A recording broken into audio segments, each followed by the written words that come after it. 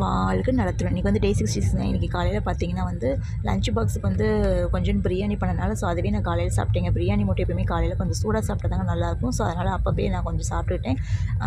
கொஞ்சம் காய்கறி எல்லாமே போட்டனால வந்து கேரட்டு பீன்ஸ் பொரியல் மட்டும் இருந்துச்சுங்க. ஸோ அதை வச்சு நான் சாப்பிட்டுட்டேன். காலையில் வந்து இன்றைக்கி இதுதாங்க சாப்பிட்டேன். ஸோ காலையிலே சாப்பாடு சாப்பிட்டனால வந்து மத்தியானம் வந்து ரொம்ப கொஞ்சம் பசிக்கவே இல்லைங்க. ஸோ அதனால் வந்து ஒரு தோசை வச்சுட்டு எப்பயும் போல் சின்ன வெங்காயம் வச்சுட்டு கொஞ்சம் தேங்காய் புதினா புளி போட்ட சட்னி வச்சுக்கிட்டேங்க. அதுக்கப்புறம் வந்து அவரைக்காய் பொரியல், அதுக்கப்புறம் வந்து புடலங்காய் கூட்டுங்க.